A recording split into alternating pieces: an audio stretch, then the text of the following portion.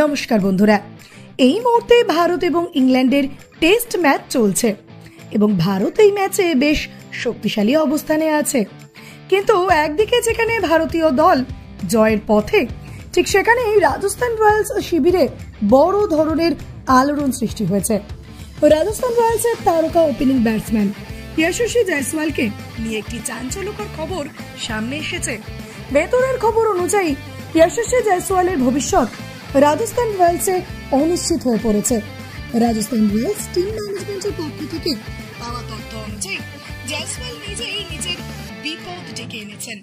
তিনি রাজস্থান রয়্যালসের সামনে এমন একটি শর্ত রেখেছেন জানিয়ে দলের ভেতরে চরম উত্তেজনা তৈরি হয়েছে। কিন্তু সেই শর্তটা কি এবং কেনই বা রাজস্থান রয়্যালসে এত শোরগোল, এই বিষয়ে বিস্তারিত জানাটা খুবই জরুরি। আপনারা জানেন, এই টেস্ট সিরিজে প্রথম ম্যাচটি বাদ দিলে জয়সওয়ালের পারফরমেন্স আহামরি কিছু ছিল না। প্রথম টেস্টে তিনি সেঞ্চুরি করলেও এরপর থেকে তার ব্যাট একেবারেই শান্ত। উপরন্তু তিনি বারবার দায়িত্ব জ্ঞানহীন শট খেলে আউট হচ্ছেন। একদিকে যেমন টিম ইন্ডিয়ায় তার ফর্ম নিয়ে চিন্তা, তেমনি রাজস্থান রয়্যালসেও তাকে নিয়ে বড় ধরনের সমস্যা তৈরি হয়েছে। সঞ্জু স্যামসনের রাজস্থান রয়্যালস ছাড়ার বিষয়টি প্রায় নিশ্চিত।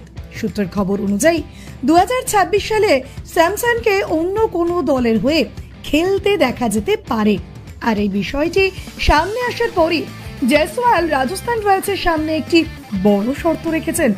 জয়সওয়ালের শর্ত হলো, যদি সঞ্জু রাজস্থান রয়্যালসের অধিনায়ক হিসেবে না থাকেন, তাহলে তিনি নিজে দলের অধিনায়ক হতে চান।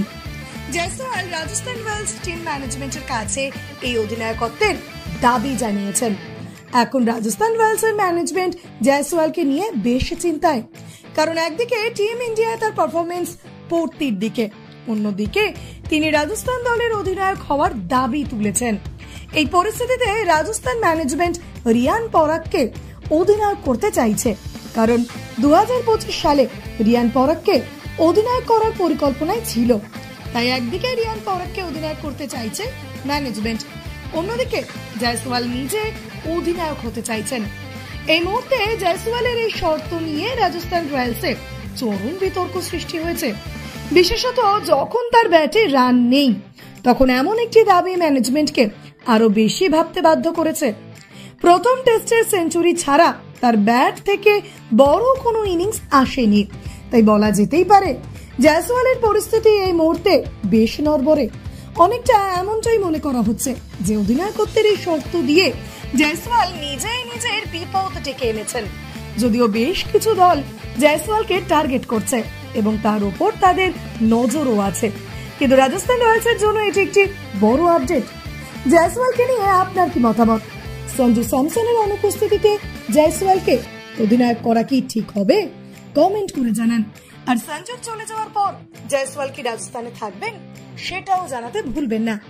ভিডিওটি ভালো লাগলে লাইক ও শেয়ার করুন। নিয়মিত আপডেটের জন্য আমাদের চ্যানেলটি সাবস্ক্রাইব করুন।